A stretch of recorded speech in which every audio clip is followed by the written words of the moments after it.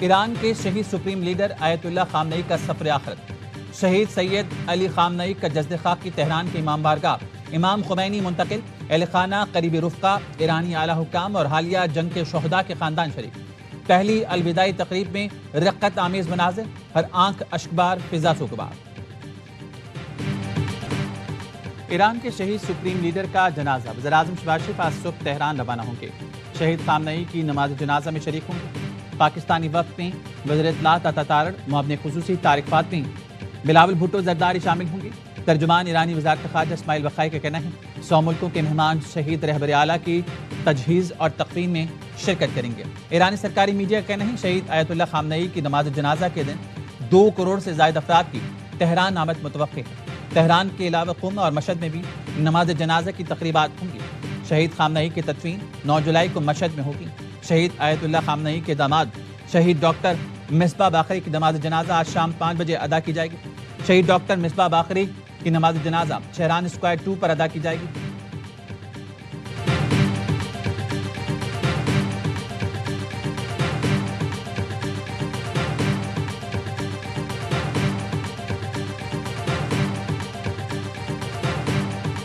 Tehran میں جو speaker ہیں آف دی نیشنل اسمبلی، ان کی دعوت پہ میں جا رہا ہوں۔ سید آیت اللہ خامنئی کی جو شہادت ہوئی اس کے لیے انہوں نے ہمیں مدعو کیا۔ ہمارے تاریخی مراسم ہیں۔ ہم نے بتایا کہ وہ ایک قوم ہے اور پڑوسی ہونے کے ناطے، برادر تعلقات ہونے کے ناطے آج پاکستان کا بہت بڑا ڈیلیگیشن ان کے جنازے میں شرکت کر رہے ہیں۔ شہید آیت اللہ خامنئی کا ایران کو مضبوط بنانے میں اہم کردار ہے۔ ایران ہمارا پڑوسی تاریخی، ثقافتی، مذہبی تعلق ہی ہے۔ چیئرمین سینٹ یوسف رضا گیلانی کی تہران جانے والی خصوصی پرواز میں ARY نیوز سے گفتگو کہا اسپیکر باقر غالباف نے انہیں جنازے میں شرکت کی دعوت دی۔ گورنر خیبر پختونخوا فیصل کریم کنڈی نے کہا ایرانیوں نے ثابت کیا کہ وہ ایک قوم ہے۔ بطور پڑوسی ہم جنازے میں شرکت کے لیے جا رہے ہیں۔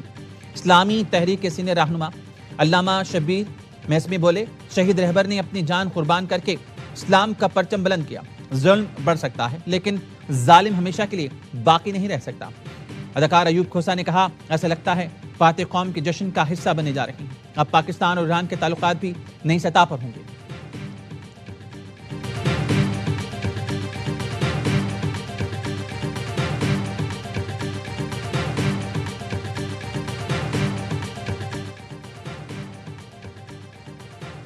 اقوام متحدہ کے سیکرٹری جنرل انتونیو گوتریز کی ایرانی وزیر خارجہ عباس عراقچی سے ٹیلی فونک گفتگو۔ انتونیو گوتریز نے آیت اللہ سید علی خامنئی کی شہادت پر تعزیت کا اظہار کیا۔ ایرانی میڈیا کے مطابق دونوں رہنماؤں نے خطے اور دنیا کی تازہ ترین صورتحال آبنۂ حمص سے متعلق تبادلہ خیال کیا۔ لبنان کے خلاف صہیونی حکومت کی فوجی جارحیت اور لبنان جنگ کے خاتمے کے معاہدے پر عمل درآمد سے متعلق بات چیت بھی ہوئی۔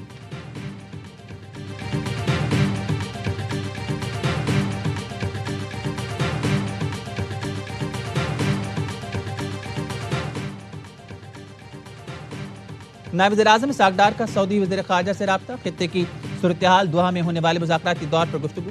فیصل بن فرحان نے امن کے لیے پاکستان کی مسلسل کوششوں کو سراہا۔ جہالت کی انتہا، گجرانوالہ میں ماں نے 4 سالہ بیٹی کو زندہ جلا دیا۔ بچی کا 50% جسم جل چکا، تشویشناک حالت میں لاہور منتقل۔ جن نکالنے کے لیے ملزمان لبنہ نے بچوں کے ساتھ مل کر مرحا کو آگ لگائی۔ پولیس نے بچے کی ماں، 2 بھائی اور 1 بہن کو حراست میں لے لیا۔ ملزمان نے گرفتاری کے دوران پولیس نے مزاحمت کی۔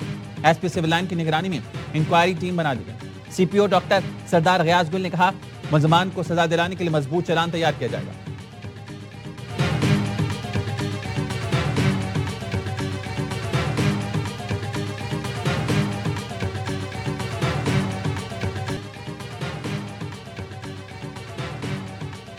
لاہور میں 3 دن کے دوران 3 چھتیں گری، 16 بچے جان سے گئے۔ سانحہ کہانہ کے بعد ایک اور افسوسناک واقعہ باغبان پورہ میں اسکول کی چھت گرنے سے بچہ جاں بحق۔ اسکول کی توسیع کے دوران زیر تعمیر چھت گر گئی۔ 10 سال کا ابو بکر مربے تلے دب کر جان کی بازی ہار گیا۔ 4 مزدور زخمی ہوئے۔ واقعے کا مقدمہ درج، اسکول کے مالکن نازیہ رضوان اور ٹھیکیدار اشرف نامزد۔ حادثے کے وقت اسکول میں سمر کیمپ جاری تھا۔ ریونڈ روڈ پر بھی گھر کی چھت گر گئی، بچی جاں بحق، 2 خواتین اور 1 بچی زخمی۔ چھت TR گارڈر کی تھی، اوپر سے بچے کھیل رہے تھے۔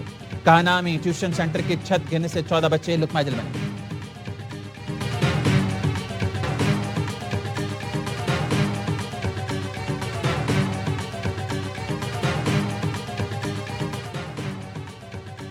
6 روز پہلے نوٹس جاری ہوا، اسکول انتظامیہ نے نوٹس ہوا میں اڑا دیا۔ چشم پوشی پر محکمہ ایجوکیشن کے افسران کے خلاف بھی کارروائی کی گئی۔ وزیر اعلیٰ پنجاب مریم نواز کا غیر ملکی غیر معیاری تعمیرات پر سخت کارروائی کا حکم، کہا صوبے بھر میں اسکول کی عمارتوں کا سیفٹی آڈٹ کیا جائے۔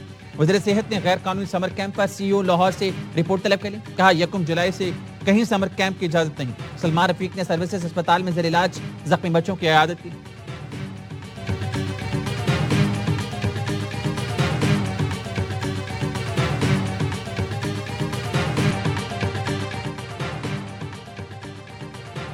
بچوں کی موجودگی میں چھت پر مٹی ڈلوانا انتہائی غیر ذمہ داری، کمزور ڈھانچہ اضافی بوجھ برداشت نہ کر سکا، زیادہ ملبہ ڈالنے کے باعث چھت گری، ٹیوشن سینٹر میں موجود 14 بچے جاں بحق، 6 زخمی ہوئے۔ سانحہ خانہ کی رپورٹ وزیر اعلیٰ پنجاب مریم نواز کو بھجوا دی گئی۔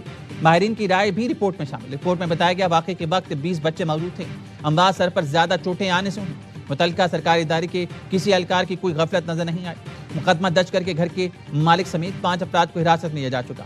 وزیر اعلیٰ مریم نواز کا کہنا ہے تمام ٹیوشن سینٹرز کو SOPs پر عمل درآمد کرنا ہوگا۔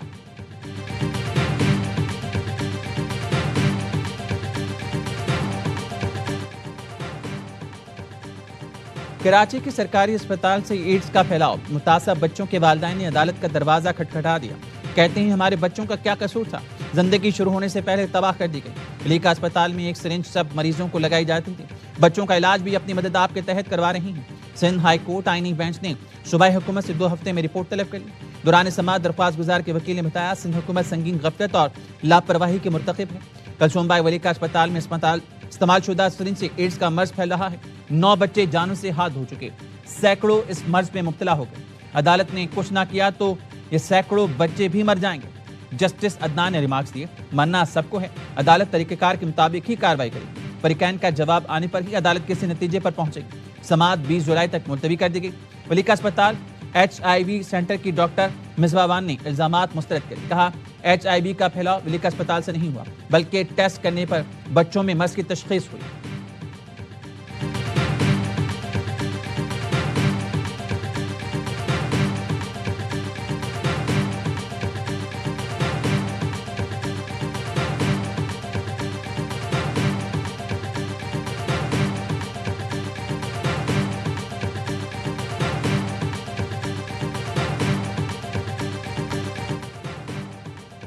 اسحاق ڈار کے قریبی عزیز پر غیر ملکی خواتین سے زیادتی کا الزام، ہالینڈ کی رہائشی خاتون اسٹیفنی اڈریانا نے لاہور کے ڈیفنس تھانے میں مقدمہ درج کرا دیا۔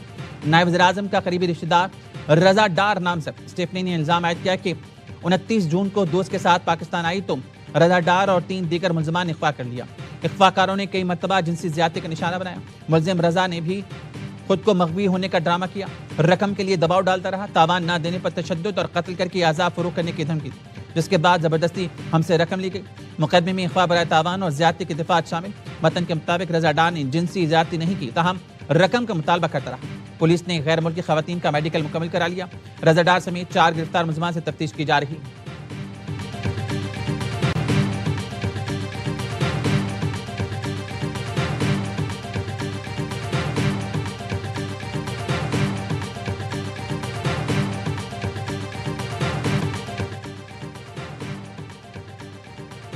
PTI کا آزاد جموں کشمیر انتخابات کے بائیکاٹ کا اعلان۔ PTI اعلامیے میں کہا گیا کشمیری عوام کے ساتھ کھڑے ہیں، موجودہ حالات میں انتخابی عمل کا حصہ نہیں بنیں گے۔ پارلیمانی بورڈ کی جانب سے ٹکٹس کی تقسیم سے متعلق تمام سفارشات بھی فوری معطل، ٹکٹس کے اجرا سے متعلق تمام امور آئندہ فیصلے تک موخر رہیں گے۔ PTI نے مطالبہ کیا آزاد کشمیر کے معاملات افہام و تفہیم سے حل کیے جائیں گے، انتخابی شیڈول پر نظر ثانی کی جائے، تمام سیاسی جماعتوں کو مساوی اور آزادانہ انتخابی ماحول فراہم کیا جائے، آزاد منصفانہ اور پرامن سیاسی ماحول کے بغیر انتخابی عمل کا حصہ نہیں بنیں گے۔ تحریک انصاف رجسٹریشن کیس کے سپریم کورٹ آزاد کشمیر میں سماعت، فل کورٹ کا رجسٹریشن معطل رکھنے کا فیصلہ برقرار، عدالت PTI رجسٹریشن کا مقدمہ PLA کے ساتھ سنے گی۔ مظفر آباد ہائی کورٹ نے الیکشن کمیشن کو PTI رجسٹریشن بحال کرنے کا حکم جاری کیا تھا۔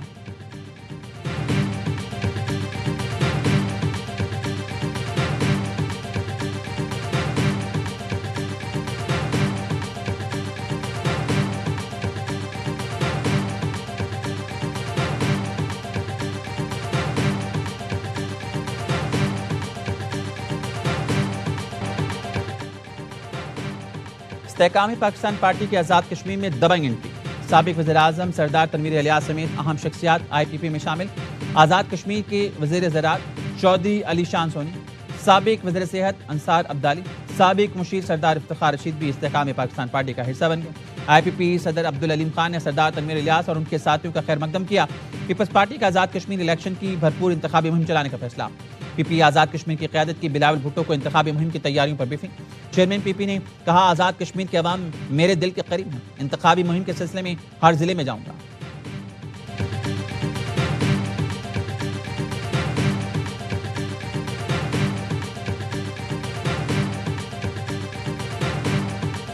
Responsibility for prison administration rests with the provincial governments. If one wishes to assess whether the criminal justice system is functioning effectively, one must look beyond statistics and just visit a prison. Reform the prisons, the criminal justice system will reform itself. نظام انصاف میں قیدیوں کے حقوق کے تحفظ کا کلیدی حیثیت حاصل ہے. جیلوں میں صحت اور صاف پانی کی سہولتوں کی فراہمی ناگزیر ہے. جیلوں کی حالت بہتر بنانا صوبائی حکومتوں کی ذمہ داری ہے. چیف جسٹس یحییٰ آفریدی کا جیل اصلاحات پر قومی کانفرنس سے خطاب. کہا نظام انصاف میں بہتری محض فیصلوں سے نہیں، مؤثر عمل درآمد سے آئے گی. نظام انصاف میں احتساب کو یقینی بنایا جا رہا ہے. فوجداری نظام انصاف کسی بھی معاشرے کے لیے بنیادی اہمیت کا حامل ہے. کانفرنس میں چاروں وزراء اعلیٰ، ہائی کورٹس کے چیف جسٹس اور اعلیٰ پولیس حکام شریک ہوئے.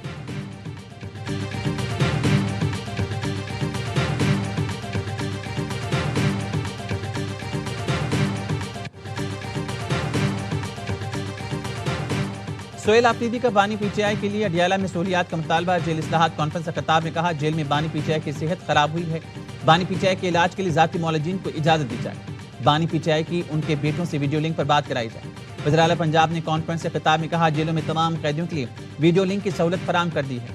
صوبے بھر کے جیلوں میں نئی اور جدید ریفارمز متعارف کروائی ہیں. قیدیوں کی سہولت اور فوری مدد کے لیے ایمرجنسی بٹن بھی متعارف کرا دیے. وزیر اعلیٰ سندھ مراد علی شاہ نے کہا سندھ حکومت جیلوں میں جامع اصلاحات کر رہی ہے.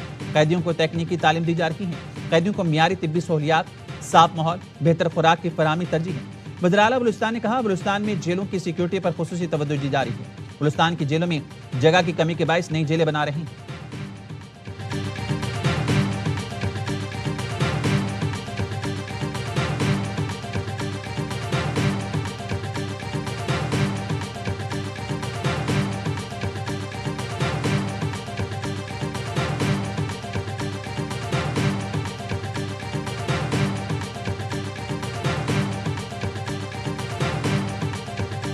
گزشتہ مالی سال میں تاریخی ریونیو ہدف حاصل کرنا بڑا سنگین ہے. کاروباری برادری کو سہولت اور برآمدات کے فروغ سے معیشت کو مدد ملی. وزیر اعظم شہباز شریف کی FBR کے سینئر افسران سے گفتگو. ٹیکس ہدف عبور کرنے پر وزیر اعظم کی FBR کی ستائش. شہباز شریف نے کہا گزشتہ 2.5 سال سے جاری اصلاحات اور ڈیجیٹلائزیشن کی بدولت ریکارڈ ٹیکس اکٹھا ہوا. رواں مالی سال 15 کھرب روپے سے زائد محصولات کا ہدف حاصل کرنا ہوگا. FBR میں کرپٹ عناصر کی کوئی جگہ نہیں. کرپشن کو برداشت نہیں کیا جائے گا.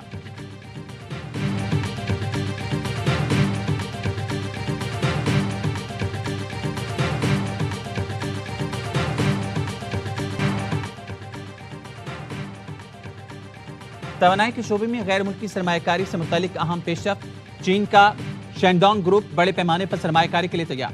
گروپ کے چیئرمین اور جیانشین کی وزیر پیٹرولیم علی پرویز ملک سے ملاقات. پاکستان کے توانائی شعبے میں طویل المدتی اسٹریٹجک شراکت داری کی تجویز دے دی. تیل اور گیس کی پیداوار بڑھانے، ڈرلنگ اور فیلڈ آپٹیمائزیشن میں سرمایہ کاری کی پیشکش. پاکستان میں توانائی آلات کی مینوفیکچرنگ سہولت قائم کرنے کی تجویز. مشرق وسطیٰ کی مارکیٹ کو ہدف بنایا جائے گا.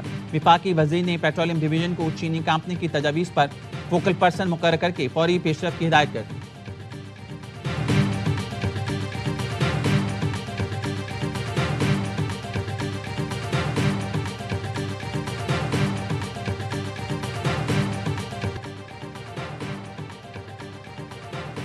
وینزویلا میں ملبے تلے دبے سیکیورٹی گارڈ کو 8 دن بعد زندہ سلامت نکال لیا گیا. شالاگیرا کے شاپنگ مال میں 9 میٹر گہرائی میں پھنسے ہرنال البرٹو کو طویل جدوجہد کے بعد ریسکیو کیا گیا.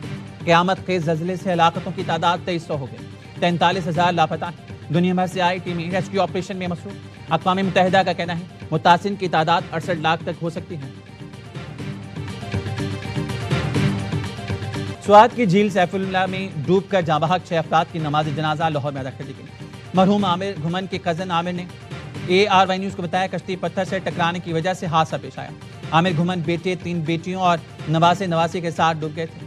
امریکہ سے آئی بڑی بیٹی کی لاش ابھی تک نہیں ملی۔ اندھیرے کے باعث لاپتہ لڑکی کی تلاش موقع آج پھر ہوگی۔ کشتی مالک لیاقت علی کے خلاف مقدمہ درج، بے احتیاطی کی دفعہ شامل۔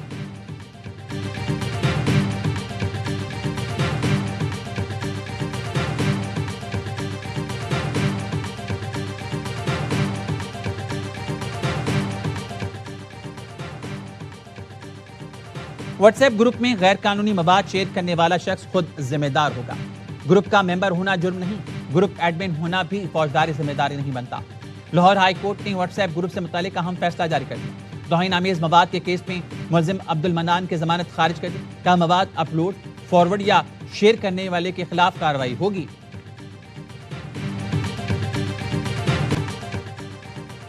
اسلام آباد میں انسانی اعضاء کی غیر قانونی خرید و فروخت کا کیس، گرفتار ملزمان کی جسمانی ریمانڈ میں 1 دن کی توسیع، 3 چینی شہریوں سمیت 5 ملزمان FIA کے حوالے۔ تفتیشی افسر نے بتایا ملزمان کی جانب سے فلسطینہ کی کھیپ ویتنام بھجوائی جا رہی تھی۔ ایئرپورٹ پر روکے گئے فلسطینہ کا وزن 580 کلو گرام تھا۔ ذرائع کا کہنا ہے غیر قانونی کنسائنمنٹ کلیئر کرانے میں کسٹم حکام کے ملوث ہونے کی انکوائری شروع کر دی گئی۔ ویسٹ مینجمنٹ کمپنی کے ملوث ہونے کی بھی تحقیقات۔ انسانی فلسطینہ سے قیمتی اینٹی ایجنگ انجیکشن بنائے جاتے ہیں۔ ایک انجیکشن کی قیمت 7 لاکھ روپے ہے۔ برطانیہ میں بہادر پاکستانی کے چرچے، شعیب نیازی نے جان خطرے میں ڈال کر مفروض ملزم کو دبوچ دیا۔ پولیس کی آمد تک شعیب نے مزاحمت کرنے والے مشتبہ شخص کو قابو میں رکھا۔ شعیب نیازی کو ریو پاکستان کے نام سے سراہا جا رہا ہے۔ برطانوی پولیس نے بہادر پاکستانی شہری کے اقدام کو سراہا۔ کمیونٹی نے غیر معمولی جرأت کی مثال قرار دی۔